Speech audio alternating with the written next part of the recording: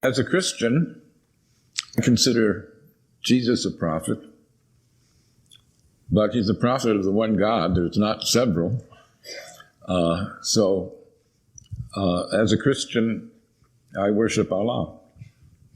In the Quran, they ask Allah, through Muhammad, how they should pray. And here's one of many creeds in the Quran. We believe in God and in what was sent down to us and what was sent down to Abraham, Ishmael, Isaac, Jacob, and the 12 tribes, and what was given to Moses, Jesus, and all the prophets by the Lord. We make no distinction between any of them, and we devote ourselves to him in all of them. That's a very inclusive creed. The narrow definers of Judaism sometimes say that the chosen people are the circumcised. And narrow believers in Christianity sometimes say that the chosen people are the baptized. But the Quran says God's chosen people are all the monotheists from the beginning of the creation. And when we think of the succession of prophets, they're given great praise. Muhammad praises Moses.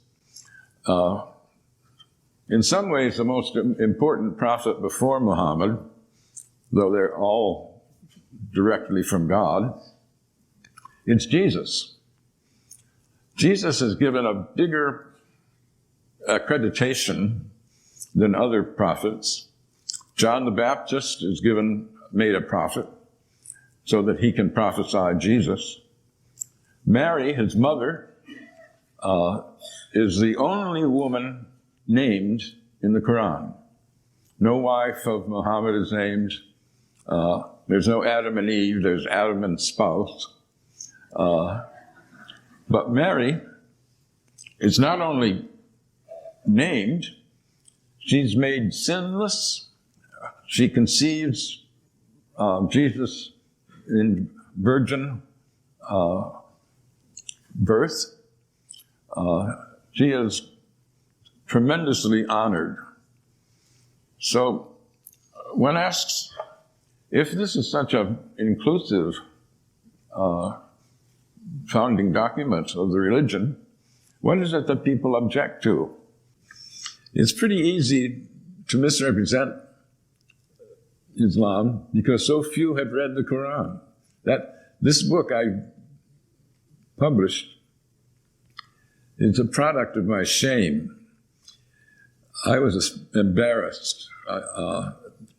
After 9/11, I was talking with a group of friends, academic friends, and we were wondering, is this really an Islamic event, the 9/11 attack? And at some point, people asked, well, who here has read the Quran? None of us have. And a friend of mine said, not even you, Gary? I thought you were a student of religion. And I said, yeah, that's the problem. I'm totally ashamed. And so I went and have been trying to repair that stupidity ever since. But I've tried in a lot of venues to ask how many people have read the Quran. Dare I do it now? How many have read the Quran?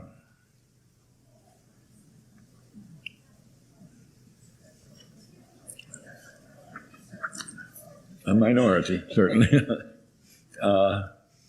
Well, I don't want to shame you, but I do. I think we should all be ashamed. We're throwing our weight around in a world where almost a quarter of the population are Muslims. And not to know, how can you say the Islamic State is a false construct if you don't know what true Islam is, one can only hope that more people will use freedom to do things like read the Quran rather than hate the Muslims.